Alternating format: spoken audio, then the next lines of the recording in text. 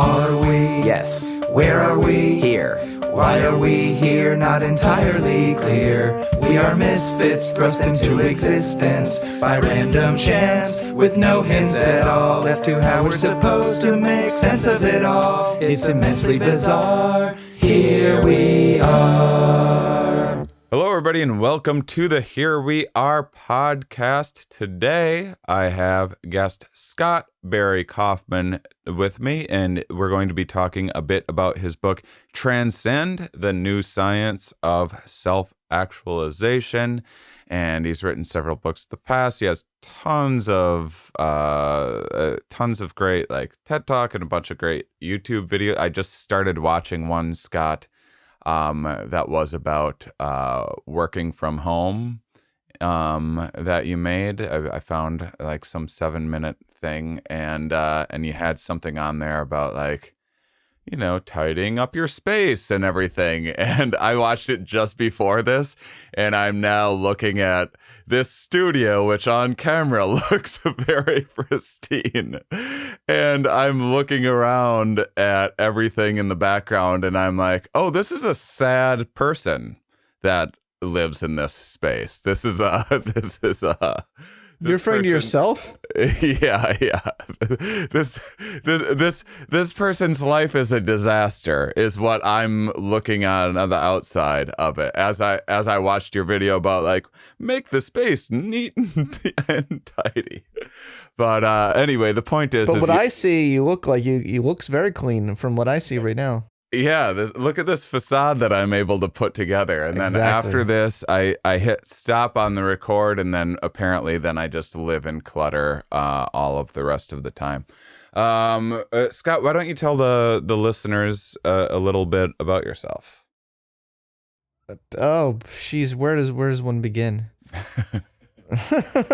What's your background? You've written a bunch of books before. You have a whole backstory of kind of you have some really compelling. You have a compelling backstory about kind of learning differently, and school not being the right fit for everyone, and then you, in your new book, you're kind of expanding on Maslow's hierarchy of needs a bit. And so, yeah, give us as long or as you did a good job. You did a really good job telling my story. Well, I mean, well, that's your life, Scott. That's been the show, everybody. Steve's like, you were stupid when you were a kid, and then then you wrote this book, and then now you're done.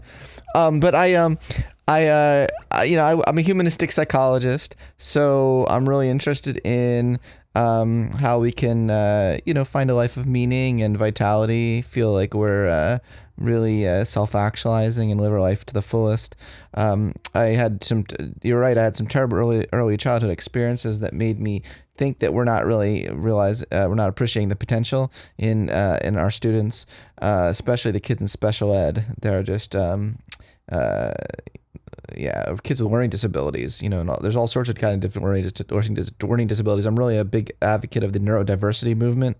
I'm a big advocate of comedy. I love comedy. I have a dream of doing stand-up someday. Really? Oh, absolutely. It's been a long time dream of mine, but I just think neurodiversity is so linked to comedy. I find all my friends who are autistic are the funniest people, because they just they take things literally, and don't care about rules, about societal social rules of what you can and cannot say. So I find that awesome. I think there's a lot of potential there, among neurodiverse people. That's an interesting perspective. I was just kind of thinking about what good comedians do, and a lot of it is you go to it. Well, so there's two types of comedians. One that panders to the crowd, and then another that pushes some buttons a little bit. There's more types than that, but those are the types that I was thinking about. When you go to a crowd, usually you go hey, here's here's the town over that everyone thinks is stupid.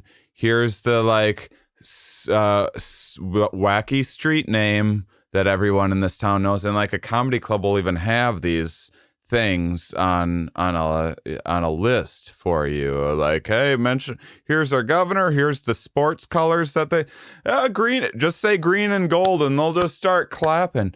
And if that's you're the pandering, that's the pandering type. That's the pandering type. The other type would be like, I fucking hate green and gold. Those are the two colors that I just can't stand.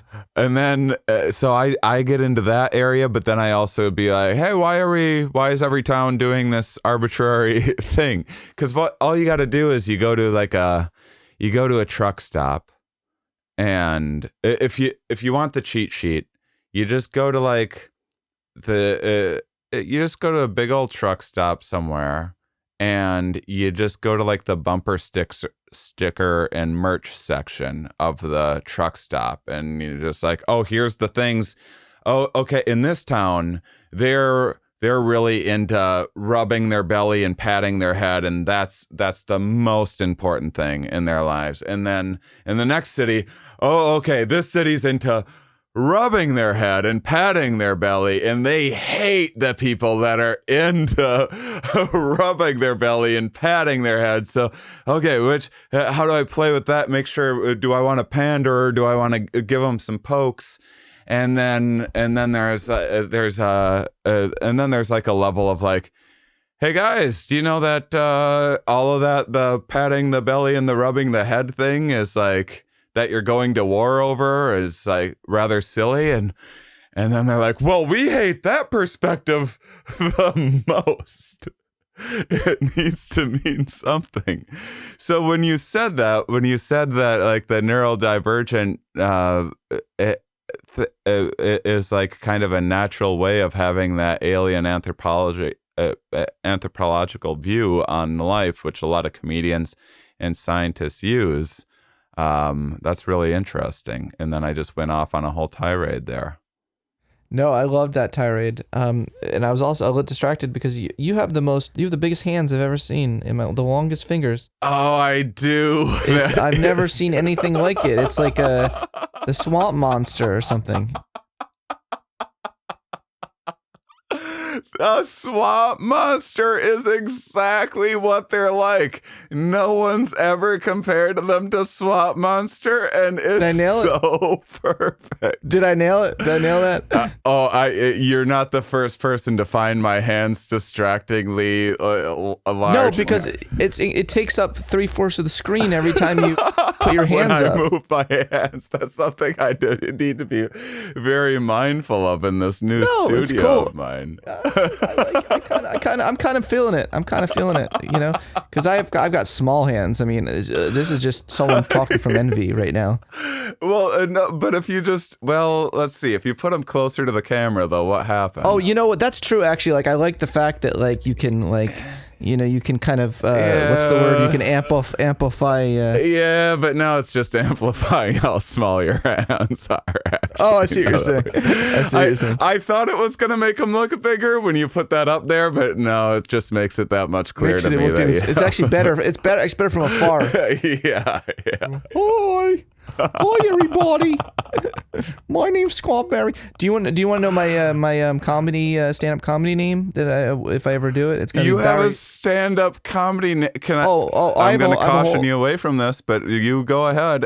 I have a whole persona too. Oh, you have a whole persona?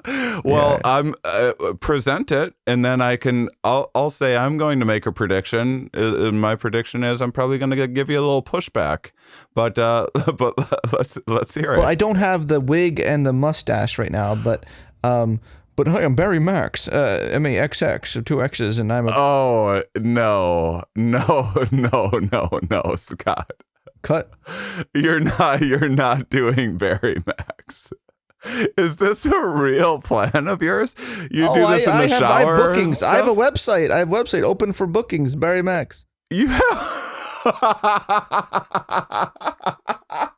I have no bookings. There's no one has booked me. You're kidding. Yeah, this Took a turn. This whole conversation. This is the best turn though. This turn. Thanks, Shane. Well, this was the road we were supposed to be on. I'd love advice because I do feel like I feel the comedy. I feel the comedy in my bones, but I have to be in my head all the time and.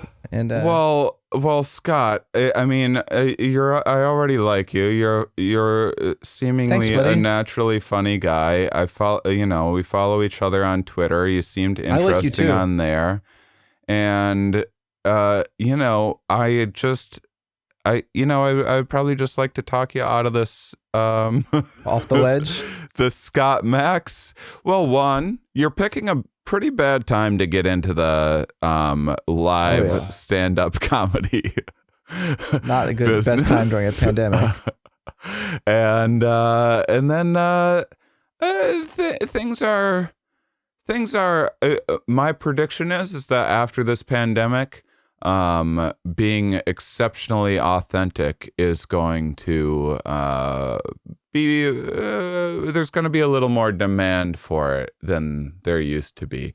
Pandemics tend to kind of break down a lot of those thin veneers of societal pressures. I wrote a one-man show about my special ed journey. This is what I'm talking about. I mean, I think I saw it. I think it's super compelling. I'll let you tell the gist of it, but I think you take something like that, you throw a few more punchlines in there. Now you got like a Edinburgh Fringe Festival type show situation. But this whole Barry Max situation, you're gonna after this. Why don't you just you can let that website expire? That you could save yourself that $11 a year. I think honestly it did expire. I think that if you go to barrymax.xx.com, it says this website is expired.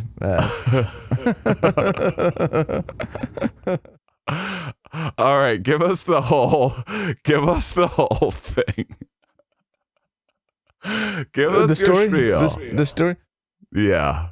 Well, I mean, when I was a really young kid, I had a lot of hearing learning issues. I had a lot of fluid in my ears, and it took a couple of extra milliseconds to process information. And people definitely thought I was stupid, and they put me in special ed, and I was kept in special ed till 9th grade. I was bullied an awful lot as a kid, and I still follow the kid who bullies me. I follow him on Facebook to see what he's up to. But yeah, when I was young, and you're bullied, you kind of think to yourself, your self-esteem really plummets, and that was really confusing. And this relates to my current research interest in what are called twice exceptional children. So those are people, twice exceptional humans. So you can have a learning disability and you can also be gifted. There's not like an either-or situation. But when I was a kid and kind of put in that situation, it created a lot of confusion for me because I did think I was capable of more challenges, but I also didn't realize I was allowed to know that I was capable of more challenges. You know what I mean? I just thought I was everyone just viewed me as just really dumb. And 9th grade was really a pivotal moment though, because I was this was the start of high school, and I was in the special ed classroom taking this untimed test.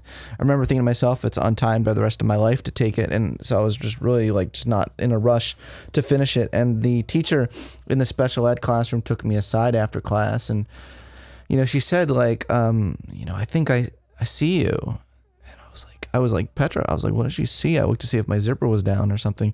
And she's like, I think I see your frustration here. Why are you still in special ed?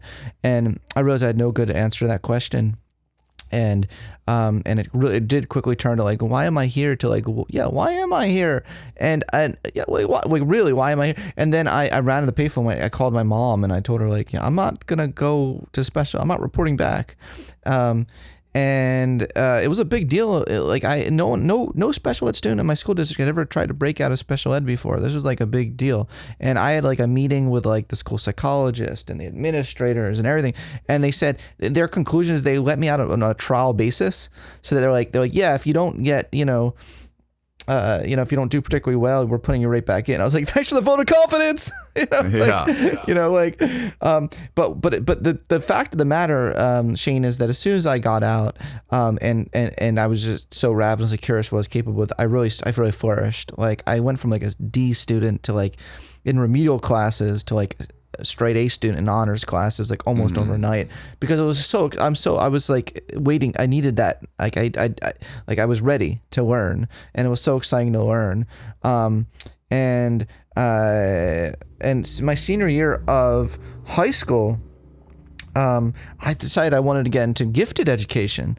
I thought of how cheeky would that be to go from special ed and then like, to gifted ed. It was kind of like I did it almost just for the cheekiness aspect to tell the story someday. So I talked to the school psychologist, I talked to the gifted education teacher. All my friends were in gifted ed. I was like having lunch with all the gifted students by the time I was a senior in high school. So when they were all letting out, I was like really nervous, like walking down the hall to talk to the gifted ed teacher. I was like trying to think to myself, how would a gifted person walk, like how they look, and I was like trying to like copy the gifted kids and how they and everything so that she wouldn't think I was gifted. And then I talked to her and I was like, hey, I'm Scott. I think I'm gifted. Like all my friends are gifted. Like, do you think I can be in gifted ed?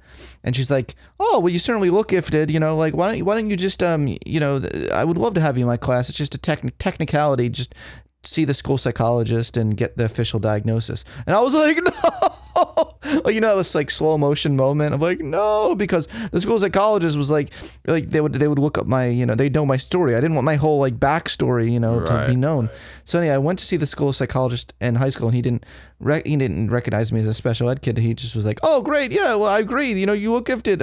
Sit down. And he brought, he went to the file drawer cabinet. He brought back, his whole demeanor completely changed after he came back from the file drawer cabinet. He's like, okay. He's like, sit down. We need to talk. And he drew on a bell curve. He took out a napkin and drew a bell curve on the napkin. Do you know what a bell curve is? Yep. And he started it. He's like, here's the deal. He did this. He started at the right. He's like, these are all your friends. These are the gifted kids. And then he kept moving to the left.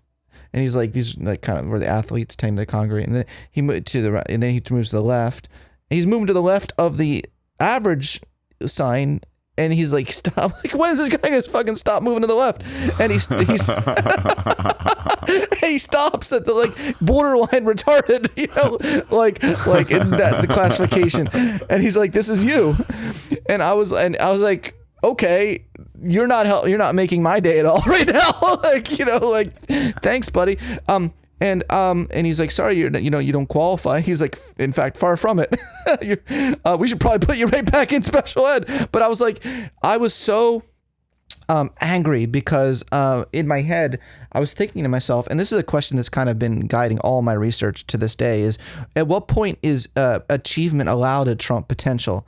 He was actually looking at my IQ score from when I was, I think, 10 years old, but I was the 17-year-old kid now in the, like, at what point am I allowed to do better than what my potential predicted of me? And that's been a question, you know what I'm saying, Shane? Like that question has driven me. That's driven my whole career. So I ran to the library and I checked out a book on intelligence, and I looked at, like, there's a chart of what you can accomplish in life with the various IQ scores, and I found the band that he had just told me I was, and it said unlikely to graduate high school. And I was like, fuck that. And I threw the book, and all the librarians were like running over, Code Rainbow special ed student acting up. I was like, I'm not in special ed anymore. And it was like so frustrating. I'm almost gifted. Anyway, so the gifted ed teacher, out of the goodness of her heart, she felt bad. I told her what happened, and she said, you know what? I'm going to make you an undercover gifted student. We're not going to tell I'm going to let you in my gifted ed class. Don't tell the school psychologist. So my senior year, I was an undercover gifted ed student, and you did like a whole Ocean's 11 situation. Yes, with gifted ed. All just to get more homework.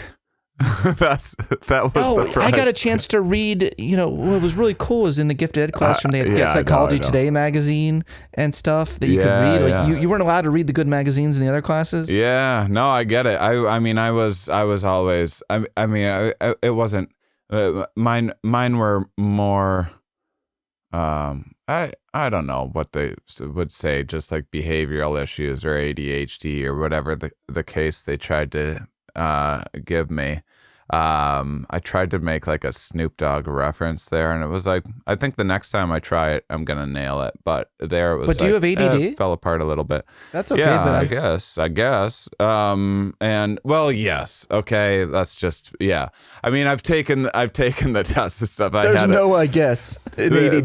There no. Yeah, it You was can't be like I have a little bit of ADD. No, it was. I've taken all of the tests for things and blown them out of the water. The most extreme version on every question possible. I do have some. I have some reservations about what that means, but anyway, I have. So I was always in detention and that sort of name on the board and stuff like that. And I just kind of thought everything was bullshit except for math. Like math I got because it's like, well, it doesn't really matter like what your belief system is or how old you are or your religion or if you're male or female or anything else or your mood that day. You get something right or you don't, and it like means something and it works in a way and you can show your work and you can understand it. And I think I was pretty close to special ed. And then I had a teacher just be like, well, let's just put them in an advanced class instead. And then I just blew everyone away on like advanced math classes. Yeah, you did. But then no one ever convinced me to care about anything else ever. So it wasn't until I got out of school that I really started learning. But it's always, I have to just do things on my own terms anyway. So I don't blame anyone. It wasn't anyone's fault. This is just how I was going to be no matter what system you would have put me through. But the point is that, like you said, you give someone an IQ test when they're 10 years old and like, you don't know what their attitude that they're bringing in that day is or how in their head they are, or you might be measuring a person's self-esteem or insecurities more than you are their ability to solve complex problems. And that's something that people need to be aware of. It's such a good point, Shane. And I remember that testing session at age 10.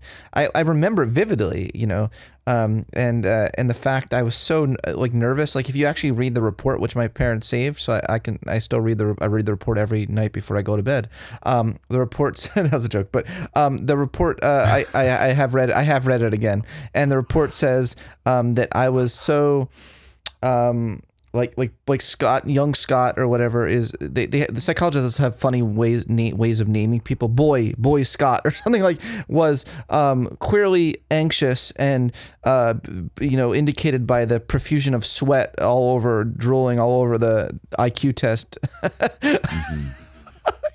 But of course that didn't that didn't have anything to do with the score. It should have. Yeah, I mean, it's just, this is life. I was just playing pickleball. You ever, pickleball? I'm amazed at people who play pickleball. It's the worst name of any sport that there's ever been. One of the things that I like about it, and then it's just it's a mix of tennis and ping pong. Basically, I'm into it, but it's a real head game, and how well I'm performing in pickleball is dependent on like, oh, do I know I'm playing someone much better than I am? Well, then I'm just going to be hitting the ball worse right now. Am I in a flow state? Do I have a ton of stuff on my mind?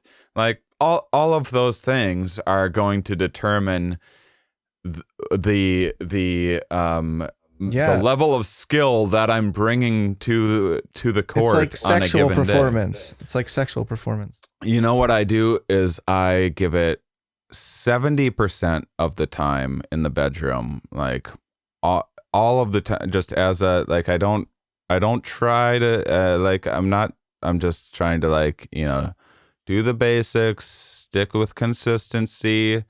Pragmatics. Stick to the pragmatics. Yeah, First principles. I'm just trying to get the job done. I'm not trying to show off or whatever. And you give it 70% and you deliver consistency. And then once in a while, there's just like those moments where those special evenings, like everything clicks into place. And then you're like, guess what? I got another 30% in me. Bam. And then you have that magical evening once in a while. It doesn't matter what you do, you're not gonna replicate a magical evening day in and day out. Now you're putting too much pressure on yourself. You're in your head. Give each other, if you care about your partner, give them 70% on a consistent base. That's more than anyone can hope for. 70% that's good. That's very generous. That's a C. I would take 70%. That's amazing. Do you want to hear the rest of my story? Sure. I'm kidding. Yeah, I want to hear the rest. I was trying to relate to you and also sex jokes. No, I'm loving this conversation. I just keep thinking about the hands, but because there's a correlation. There's a correlation. Well, not in my case. There's no correlation, but in the general, that's an oversold. Yeah. Anyway, back to my story. Because I think you'll get a kick out of the ending, and I'll try to be quick because I know there's a lot you want to talk about. But basically, what happened was that my senior year, I applied to Carnegie Mellon University to their psychology program because I wrote this personal statement about how I want to redefine our standard metrics of potential, and they basically responded like, good story, bro, but your SAT scores aren't high enough to redefine the standard metrics of potential. I was like, what the? Do you hear yourselves? What I did is I was actually a good singer at the time. I was in choir. I was a choir boy. And I did all sorts of I took voice lessons. So I went to the opera department at Carnegie Mellon and I auditioned for their opera program with a thought, maybe I can transfer to psychology someday if I get in. And they accepted me on a scholarship to Carnegie Mellon on my singing ability. I didn't tell them that they already rejected me. They just said I wasn't smart enough to go to their school. But then I guess you don't have to be that smart to be an opera major. Sorry, that was kind of mean. Yeah, but I'm saying, yeah. Well, as long as you can do a thing that doesn't have a lot of utility in life. But right, exactly. Yeah, exactly. They didn't care about my SAT scores. They just cared about my talent, Yeah. Anyway, so that was so cool. So once I got in, I endured a full year of the voice major, and I did dance classes, ballet I had to take, and acting classes. I'm a terrible actor. All these sorts of things, and then I went to the psychology department the end of my first year, and to the secretary. I was so nervous because I didn't know if she was going to look at my IQ, go to the filing cabinet. I had like the other school psychologist did. I said, hey, I took a course in psychology. I'm an opera major here. I took a course in psychology, and who knew, but I thought it was that I would like psychology so much. But I was wondering if I could be a minor. It's called 𝕊𝕙𝕒𝕪 technique. You never on a first date, you never say what you really want to do. You just hey, do you want to get coffee?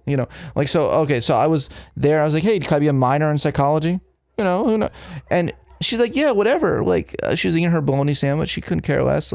She's like, no one's ever been this excited to be a minor in psychology before, you have to understand this was such a profound moment for me because as I was skipping back, to my dorm in my tights that day, with this paper in my hand, and I was in tights because I had dance class earlier that day, but I had this paper in my hand as I was skipping. I realized I figured out some secret to the universe because it's I need to tell people that all you need to do is we need to bring you to the other side of the expectations. When you're already in the environment where people expect that you're already smart, no one questions it. Do you know what I'm saying?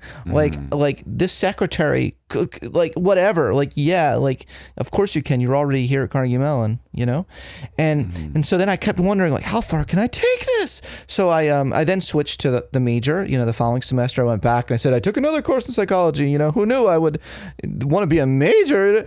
And I became a major. But then I was like, can I add on a computer science degree? Because I was just I was almost like an experiment. I wanted to like show people that like, wow, you could actually go from special ed to like the #1 computer science, like highest SAT requirement. This is why it was cheeky, because Carnegie Mellon has like, you know, for their computer science department, it's like MIT and Carnegie. It's like the highest SAT scores in the world, right?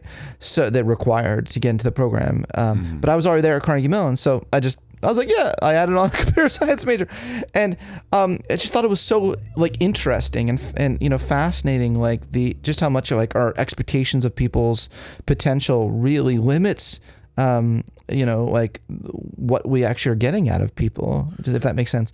It's pretty insane that if someone actually wants to do something, that you would put up so many kind of like unnecessary barriers to growth, when it's like most people are just like, you know, we're just like bumping around through existence and like, I need a job. Okay. I look through the help wanted ads and I'm like, oh, this is someone that might hire me. So I guess I'll do that, because I don't really know what I'm doing with my life.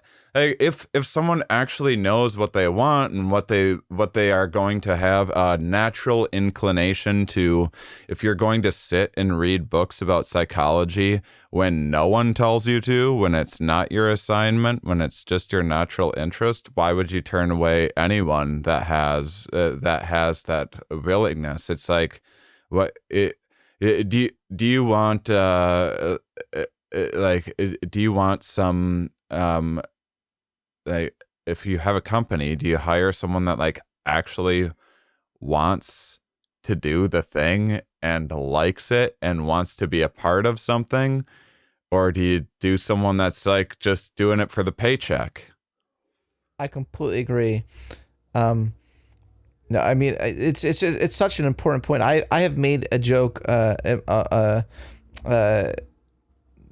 So in gift education, you know, there's kind of like a threshold to get in, like a 130 or above IQ. But I ask, like if a child comes to you and is like, hey, I really want to make the world a better place. I have a dream, I have a vision. I want to like end bullying. I want to end, you know, violence. You know, it's absurd to say like, well, let's see if you have a requisite IQ to make the world a better place. You know, like there shouldn't be that extra. What Sorry, the fuck we're only selecting a very limited number of people to make the world a better place. You see the absurdity of that, right? You see the absurdity of that. It's like, no, you just fucking let them do it. You know, why is there an extra step? Yeah, or say, how this can I help? relates to what you're saying, but I often make this point when I talk to gifted education teachers. It's like, you should be doing universal screening of the whole school, you know, like see who actually wants to fundamentally, because trust me, not every child wants to fundamentally make the world a better place, but those that do, get them the fucking resources. Yeah. I mean, it's and not everyone should. That's such a high bar for to like. Not everyone should be. You know, like if some listener's like, I don't really care about making the world a better place. Like I'm just having this experience. I'm just doing this existence thing. I have other like. That's totally that's totally fine as well. But when someone actually wants to, yeah, it's why that's ridiculous to stand in somebody's way. And so then are you enjoying this conversation? Yeah, I had 5 thoughts I was trying to put together into one right there, and I kind of stumbled in like connecting them in the way that was verbally fluent, so I kind of meandered off a little bit there. Oh, no problem. I was doing like I was doing a check-in with you to make sure that this interview is going well. Do you do that regularly? You do a lot of interviews. That's the first time I've ever done it. That's the first time I've ever done it. It's an interesting strategy. First time I've ever done it. Well, I feel like I want you to be happy. I want you to be happy.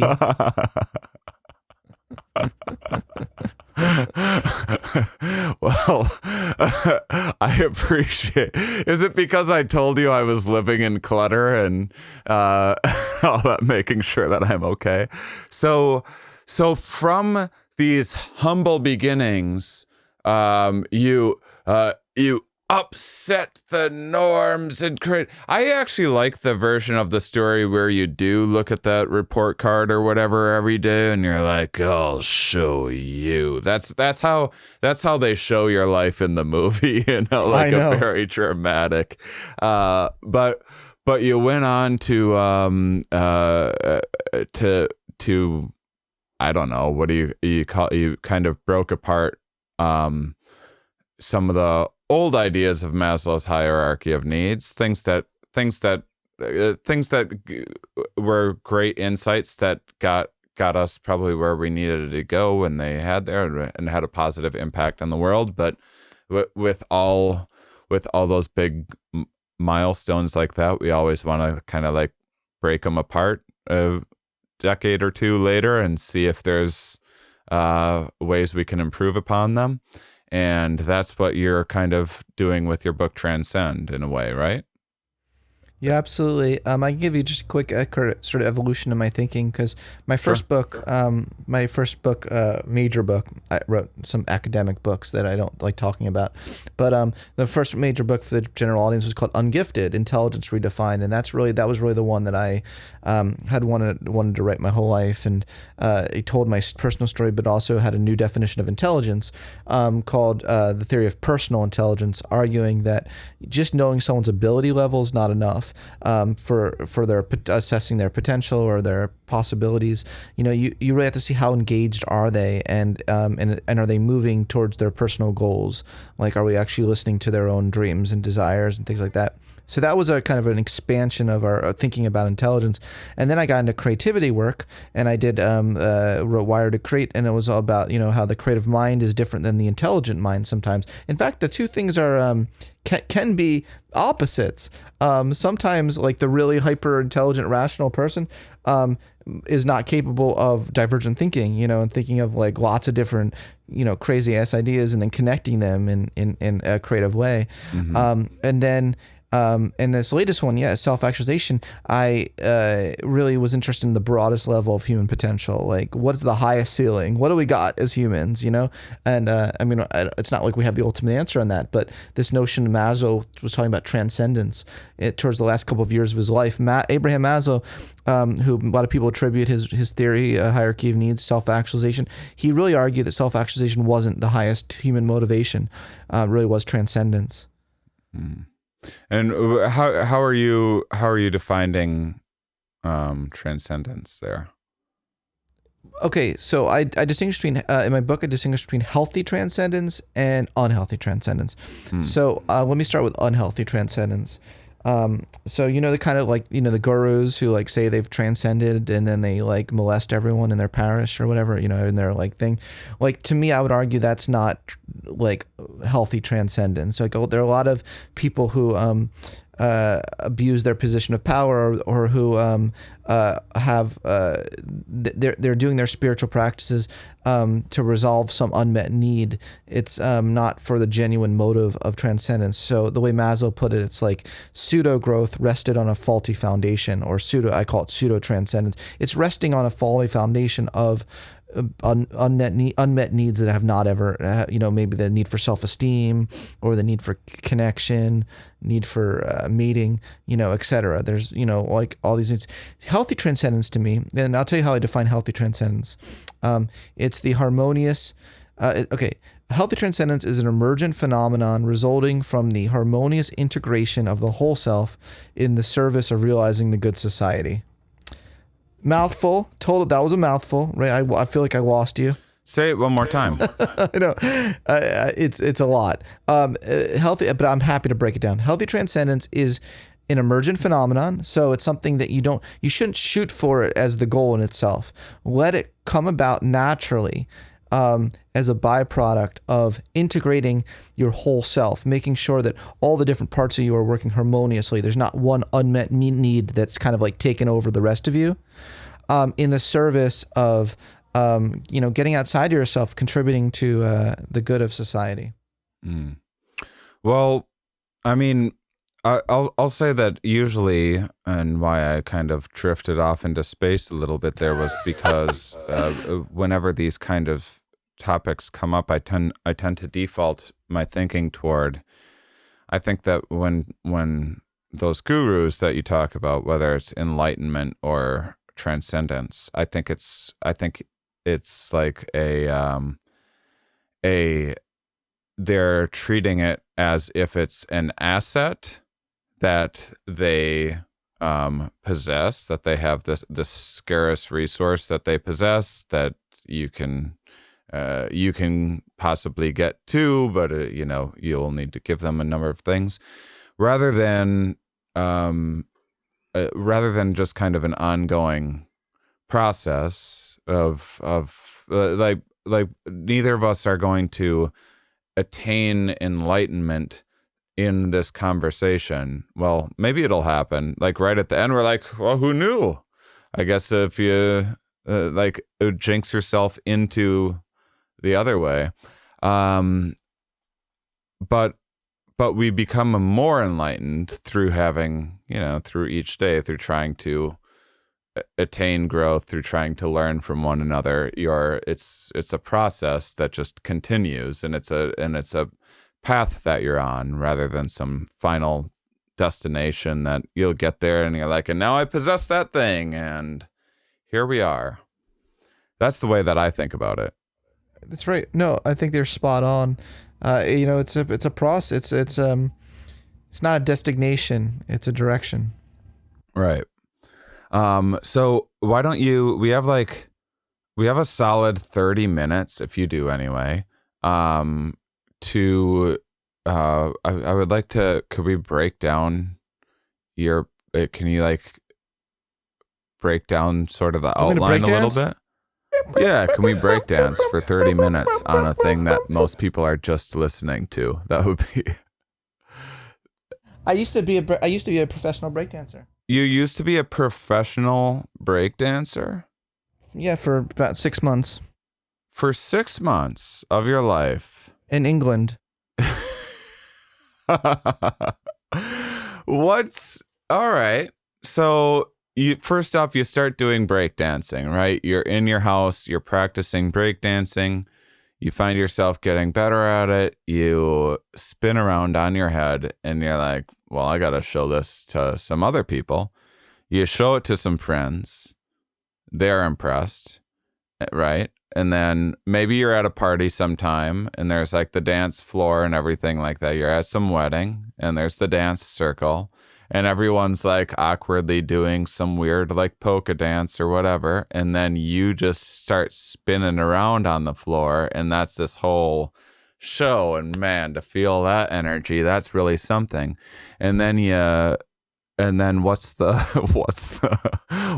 shift to I'm gonna put my hat out on the street and set up my boombox. Well, I was part of a squad. It's called a crew. It's a crew. Sorry, a crew. It's called Sin Crew. And we would do battles. But hold on a second. This is okay. This is all amazing. So, and you did breakdance, of course. Well, once you're in a squad, now you got a breakdance battle. It's really so crew. I guess I it's meant to say kind crew. of, it's a crew. Oh, they go by crew, not squad. It's That's actually important. yes. In England, it's CRU. It's Sin Crew.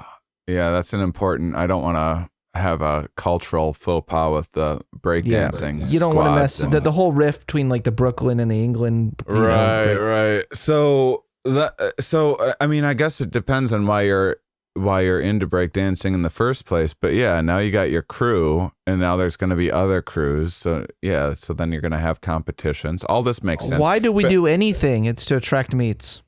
Yeah, I get. Oh, and then so you have the what do they call it, the locks or whatever, where multiple males line up and dance LEKs, around. LEKs, yeah. LEKs, yeah. Leaks. Lex.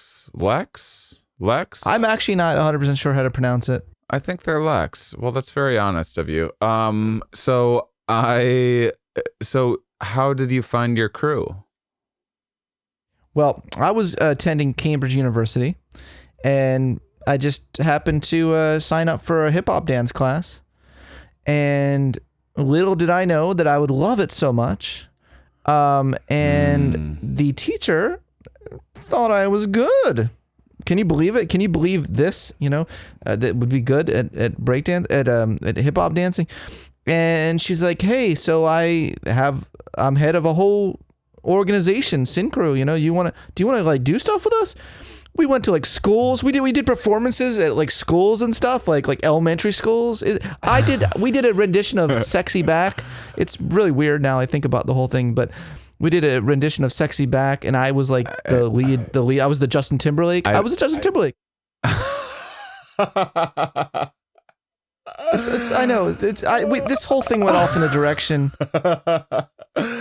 No, all of this is like very natural directions for me. It's where the many tangents my brain normally goes on is now just feels like where we're supposed to go with having conversation with you. So I was off. I was off on the story that I put together in my head of your breakdancing origin story. It was just more simple than that. It was like, oh, breakdancing class or hip hop class. That sounds good. And so then you went around to schools. You didn't get into the panhandling aspect. No, of it. I didn't do that. No, I didn't. Because you think professional breakdancing, you think panhandling in a hurry. But I guess you. I didn't think about that, but you did. This is me stereotyping. I'm learning about myself. This is an opportunity for a look inward, an opportunity for growth. This is a great interview because people are hearing lots of stuff about me that I usually don't talk about. So this is a great interview. I mean, like a million people asking me, like, tell me, break down the different needs in the hierarchy of needs, but no one asks me, like, tell me about your breakdancing origin story. Do you know what I mean? So this is a unique interview. Well, my secret is I just don't really have much of a plan. I just kind of wing it and I love it and see what happens. I love it. It's such a fresh air talking to comedians. This is why I love having comedian friends. Like in New York, I'd hang out with comedians just because they're just fun. Yeah. And funny. I have 5 different roads I can pick. Which adventure am I going to choose? You know what? I'll wrangle it back in. Let's get back to the book. Okay. And let's do the boring old topics that your whole thing that you gotta tell every person over and over again. Launch into those and let's see if I can spice it up a little bit for you. Well, maybe like, can you beatbox behind it while I'm saying it? Like, and then the hierarchy of needs at the top. We have self. No, that beatboxing performance made me think that that hip hop story was made up. But go on. Tell no correlation between breakdancing ability and beatboxing ability. Just like there's no correlation between hand size and. Scott, you're the only person I've ever had on the show that has my level of ADHD. I take that to be such an honor. Such an honor. Do you recognize yourself in me? No. No. We're a different kind of off.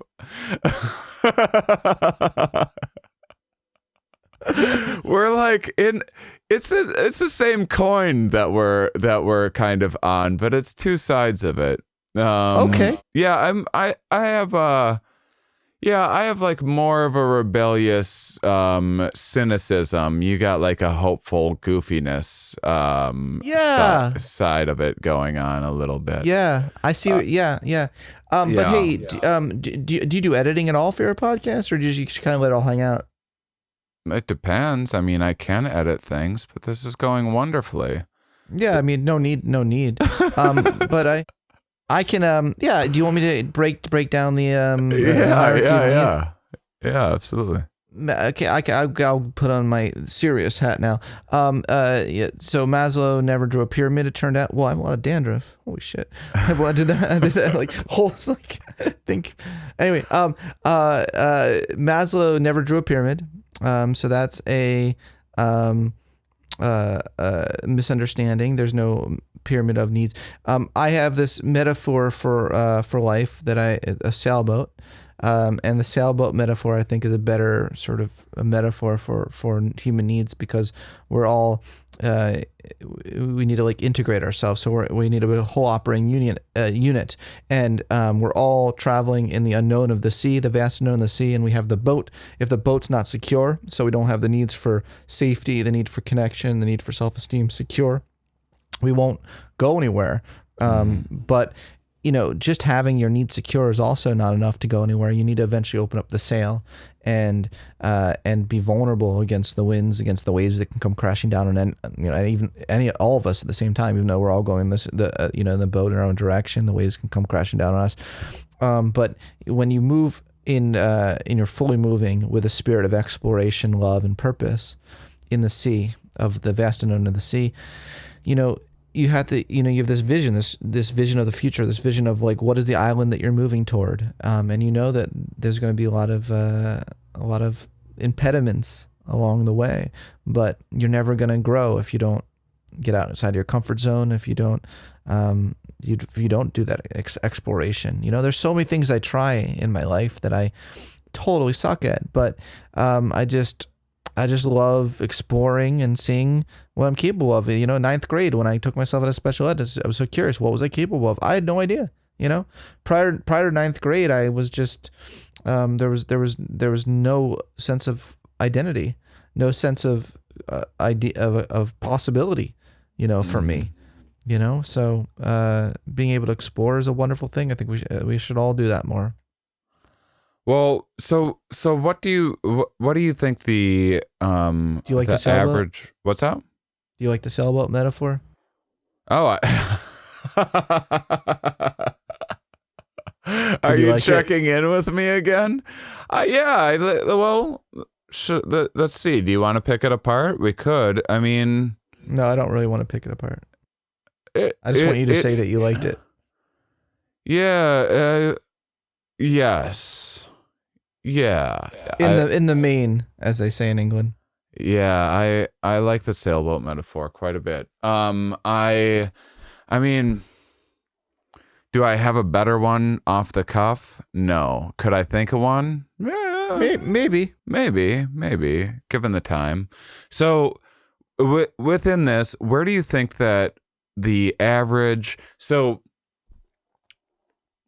we're in a global pandemic right now. To me, there is with the many concerns that we have, and the many difficulties everyone has, and the economy and death and health issues and everything like that.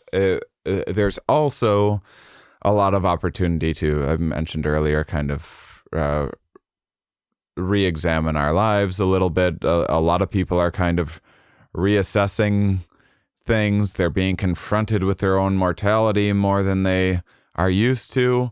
And I'm putting my hands away for a second so you can concentrate. Blinding.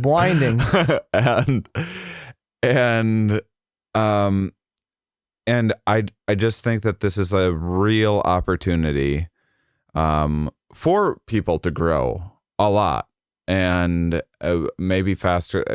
I feel like I've had a lot of personal growth. I've had some lots of personal growth, and then whoops, backsliding a little bit, and then here's some more growth again, and then that's a little normal. bit. Yeah, that's Maslow very normal. said human development is always a 2-step forward, 1-step back dynamic. That's the human development. What do you think's going on there? What do I think's going on there?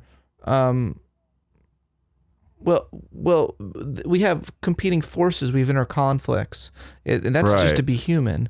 So we have to keep choosing the growth option. This is my big thing. That I keep like that. I like that phrase, choose growth.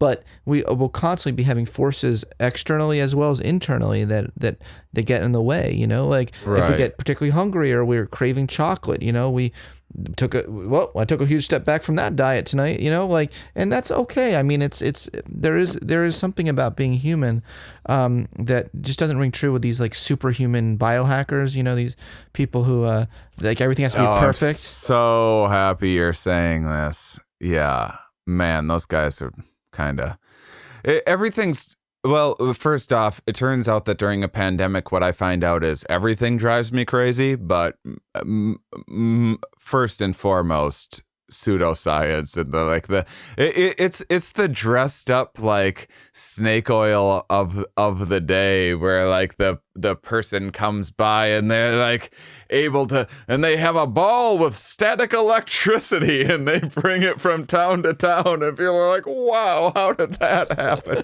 You're funny. You're funny. Yeah.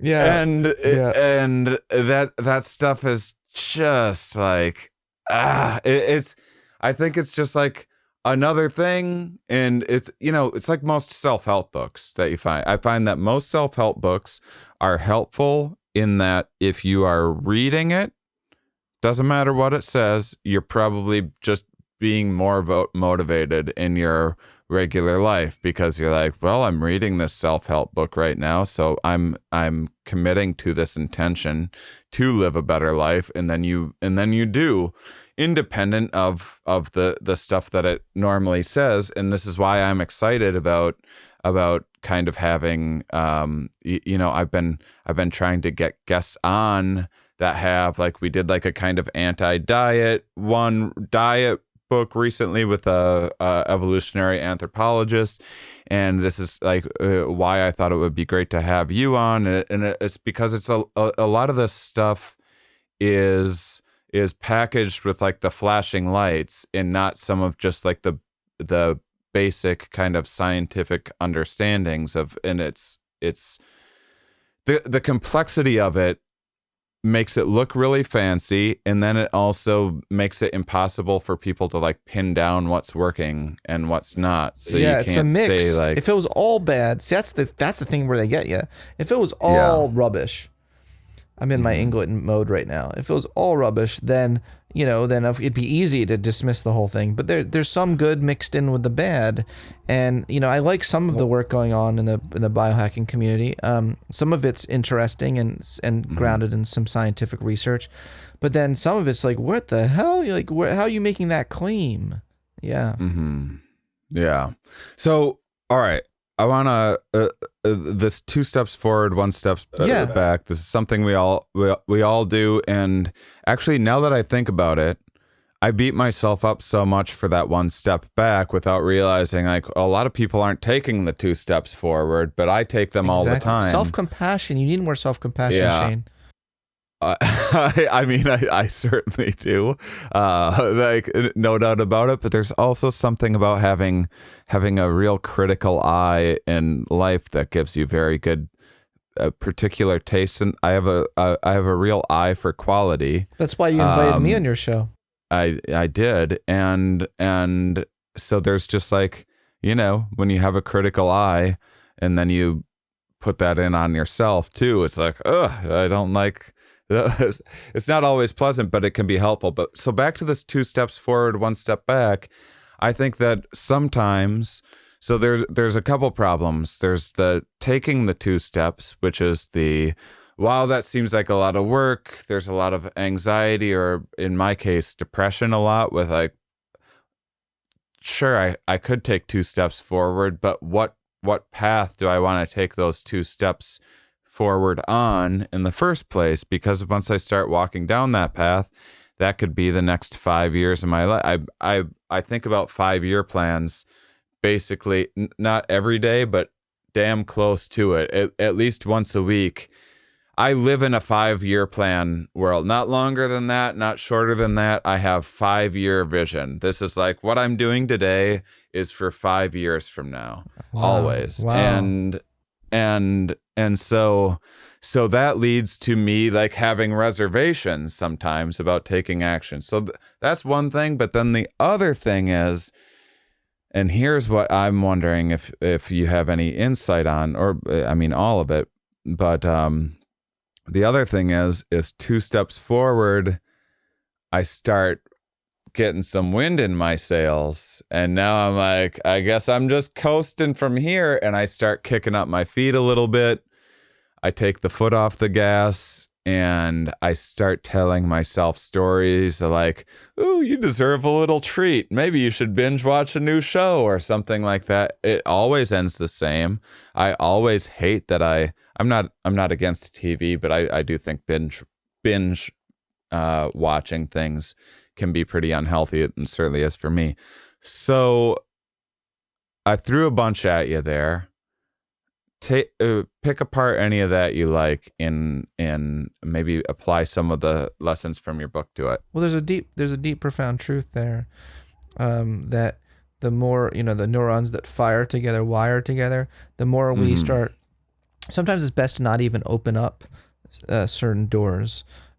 If you know that if you can't handle it, like if you know that you're going, I don't recommend that everyone tries heroin once. Do you know what I mean? Like that it's so addictive. And there are things for, I don't know if I'd recommend to anyone that they try heroin even once, but but the point is, there are lots of things that are our own kryptonites or our own heroines. And if Netflix binging is your kryptonite or heroin, you need, I think it is good to have a certain higher level of, self-control, and, self-management over your life, so that you can, arrange your goal hierarchy in a way that you're not sabotaging your highest level goals. This is what I talk about in the purpose chapter of my book. So this very much relates. Everything you just said very much relates to particularly the purpose chapter of my book, where I talk about really like planning out your goal hierarchies. Like if you're the kind of 5-year kind of planner, I think that you would do well to have a really well integrated goal hierarchy. And I'm happy offline to send you some images of that, what that could look like. But you want things to be harmonious with each other. If your goal is to, if your highest level goal is to be healthy, like make sure your low level goals aren't like, to eat as much pizza as you can during the week. Like that's not going to be very consistent with your highest level goal. So I think it's okay. It's wise to think that through. So, a couple things. The neurons that wire together, fire together, wire together. That's an interesting thing about that is our modern environment. Like you mentioned heroin. Well, we didn't evolve with heroin in the environment, and most of that. Most of our evolutionary history, it's been neurons that fire together, and then sometime later fire together again, and then sometime later fire together again, start to form a bond and a pattern over time to form efficiencies in the mind. And now we have these things like a heroin or whatever equivalent is, that can all of the sudden the excitatory factors of these artificial superstimulants can just go and fire way more neurons and way stronger of a signal. Yeah, you're seeing that with social media. Yeah, and so that wiring together is happening faster and stronger. I mean, there wasn't. I mean, this isn't. Social media is nothing new in that way. This is like, since you figured out how to process sugar, or anything like that wasn't in our natural environment. That was but we're getting better and better at those things. So I was wondering, yes. One, when you're talking about the goal hierarchy, the 5-year plan or whatever, when you're saying like, oh, here's something, I could put this together for you off the air. Do you want to do it right now so that listeners can hear, like listeners like when I make myself a guinea pig? Is that putting too much pressure on you? Yeah.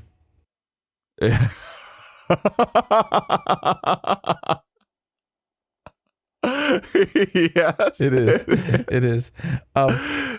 You don't want to do it right now? Not really. The basic idea of a goal hierarchy is you have, That's one, I didn't know I was going to be putting you in an uncomfortable position with that. And two, how honest you were about it was refreshing, quite frankly. But yeah, go I on. really wear my heart on my sleeve, my thoughts on my sleeve. Yeah, I mean, just the general ideas, you have, I mean, I can ask you, like, what is your top level goal? So what is your vision of the future in 5 years? And that's what I mean by top level goal. Who do you want to be 5 years from now? That would be the highest level of the hierarchy. Yeah, well, I've had to completely reconstruct that because, the 5-year plan was like, I really enjoyed live touring. I kind of had everything set up the way that I wanted, and it was kind of going in the trajectory that was like, I was getting away from just like regular, you show up at the Chuckle Hut Thursday through Saturday and entertain a new crowd of strangers or whatever. And I was like, okay, now I'm doing this indie thing and building like a grassroots. It's actually people that are coming to see me. Actually, and more importantly, not just like, aren't I special? People that know what the show is, know the subject matter that I'm going to be talking about, and are enthusiastic. I would care more about people being enthusiastic to hear a comedian talk about science than to come out to see Shane Mauss, because there's a lot of people that come out to see Shane Mauss that are like, oh, I didn't know he was going to go on a whole science spiel for like an hour and might leave disappointed because they heard my first album and want to hear like the 10-minute anal sex story again or whatever. And so I was, I had figured that out, and I had a nice 5-year plan and was feeling out what it was like to like live on the road and was digging it.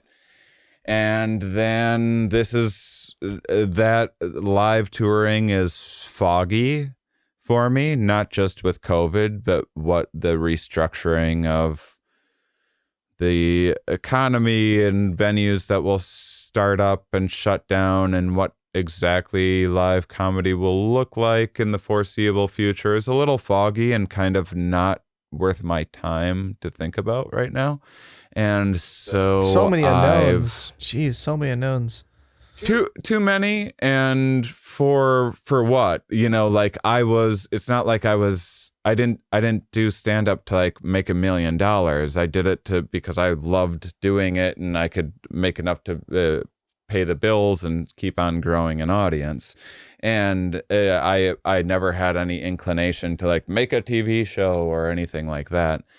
And this podcast was just something that I did mostly for my own personal education, and then people get to listen in as well, and get a little bit of a fan base from it and everything else. But now I have a second science podcast, or a second podcast I'm doing, which is a comedy podcast. So I'll have my science podcast and a comedy podcast. Today's show was a comedy crossover. Yeah, and I always throw in some comedy in here too, but like a lot of not every guest is going to go with me on the like giving it 70% in the bedroom stuff or whatever. I need to know that vibe from a guest or whatever, and so I hold back on things like that. So comedy podcast, and we're really doing it. We're treating it like a TV production, and we have it looking really, really nice. And we're adding like animation and lots of fun elements. And we're working with my co-host is an artist, and we have like a really good editor and a whole. That's so great, Sean. I'm excited. Team. I'm excited. I want to see it. Thank you. Yeah, I want to see it. It's Shane, by the way. My listeners are going to be like, it's Shane. What did I say? Sean. Oh, I called you Sean. Sean, No, I'm sorry. I'm sorry. It happens all of the time. But so that, and I have a book that I'm writing that is like, as expected, going a little slower than I thought it would, mostly because I've had new projects like this podcast come up since then. But it's good. I believe in it, and it's going really, really well. And I'm liking the process of it enough where not only am I like, ooh, people are going to like this book, but I'm also like, I think that I could do this more often. I've had like 5 books always floating around in my head and have always been apprehensive about pulling the trigger, and like, self-esteem issue, whatever else that was limiting me from doing it, and just not having time. Well, that's part of the goal hierarchy there, by the way. Self-esteem issues can be something that takes you away from that higher level goal. So like addressing those issues, that would be lower in the goal hierarchy. So I just threw a bunch at you. In the meantime, in this year, I've been exercising more. I've been taking better, backslid a little bit in winter, which was expected, and I didn't backslide that far. Just making general improvements in my physical health, because I'm a long ways from the type of person that does a triathlon. I'm still grateful when I get myself to like do an hour of yoga, or body weight exercises or whatever, and which I do pretty regularly, and like maybe play some pickleball in a year. But there's things that I want to keep on tweaking there, and then those career goals have like, not only are they like nice ideas, but like I'm executing them, and I'm also having to do it quickly and having to rely on my old life. I had enough income to be like, oh, I can invest $10,000 in this project and waste this amount of time in this project, and if it pays off, amazing, and if it doesn't, well, that was a learning experience. And now my back's against the wall a little bit more because of losing all of my income and everything else. But of course, it sounds like you were doing like so well, and then like COVID hit. You're like, damn it, like that. I mean, what a setback that is. But from my perspective, I mean, you've really built up a really good core following of people that think you're hilarious. So that's that. You don't lose that. You don't lose it overnight. So what do you? So just in terms of like, someone that's just put together a whole bunch of new. A lot of people do this even without pandemics. You hit middle age. You go, you know what? This job wasn't what I thought it was going to be. I've always wanted to pursue this instead. I'm going to rearrange my my goals. What do you recommend for people in that place? Yeah, it's very possible to do that. I talk in the book about knowing when to move on is a very important part. You need to constantly be assessing whether or not your goals are still leading you in the direction of growth for where you for who you have become, is how I would frame it.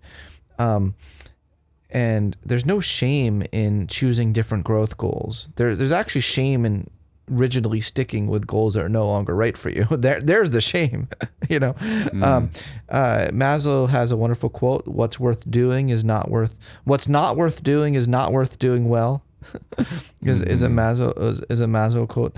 I think you need to take a good hard look at, who you've become in the last year or two, and you might need to like tinker with that goal hierarchy a bit. Are there things and even that global vision of the next 5 years? I don't know about 5-year plans. I'm not the biggest fan of those, because we change so much and grow so much. In 5 years, I'm more of a kind of like maybe like a year plan, sort of thing. I mean, it's just like, as far as I clearly see things without, I don't, I hold loosely onto that vision, but it's just like, it's just kind of how I steer the ship. And it's also how I kind of get myself to say read more than I would normally, and read more challenging things, because I'm like, well, this is challenging for me right now, but if I stick with this 5 years from now, I'm going to be much, much, much better for it, much smarter, have that much more knowledge or whatever. And So that's what works. It's not what I recommend for other people necessarily, but that's just something that I always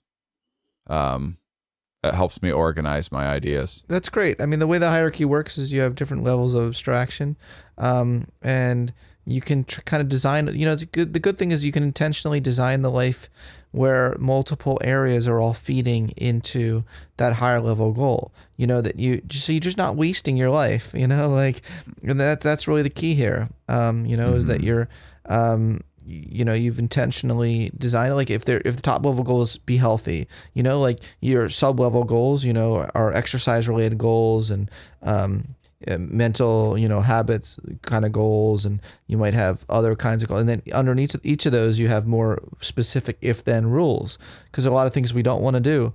But if we can program our subconscious through the language of the subconscious, which are if-then rules, you can do them. So like if I, when I get up in the morning, I put the shoes by the side of the bed. If it's 7 a.m., I'm getting in the shoes and I'm going to the gym. You don't think about things anymore. You don't leave it to your conscious mind to justify not doing things. Shane, yeah, Shane, I'm getting paranoid now. I was like, is it Sean? Wait, no, I did get it right. Shane. Yeah. I have to go in 5 minutes. Yeah, no problem. But that's perfect. I'm so enjoying this conversation. I'm so glad we met. Can we be friends? Yeah, man. Yeah, of course. We're besties. All right. Well, I'm going to let's get 3 solid minutes of gold out of you. Sure. What's no pressure. No pressure. Well, because as you were saying that, what I wanted to ask you was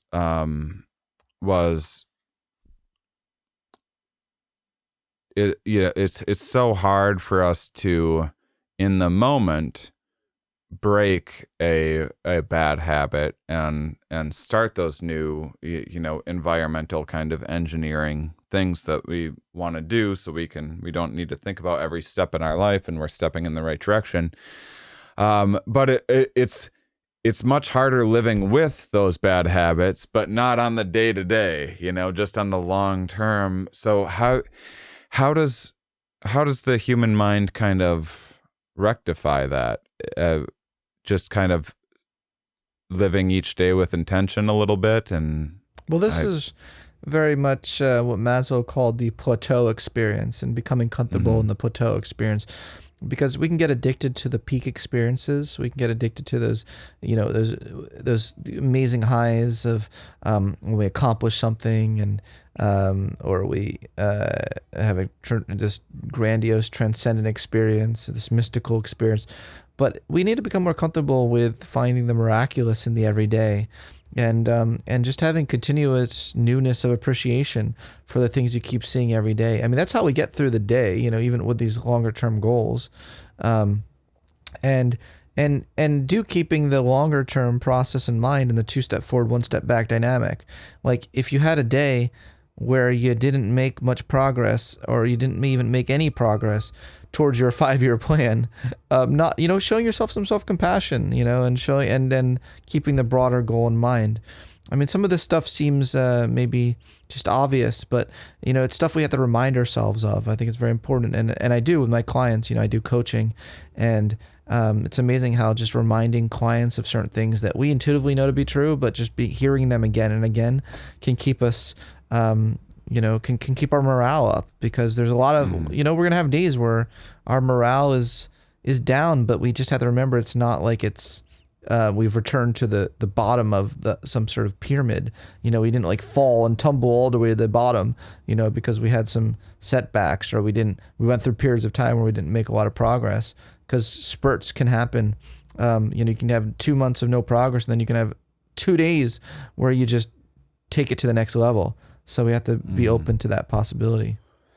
Yeah. So, well, that's really fantastic. And this is what I like so much about books like yours, is you can take, if you check out Barry Kaufman's Transcendent, the New Science of Self-Actualization, you take some of these kind of things that like, everyone knows that already when you just hear like a couple people having a light conversation about it.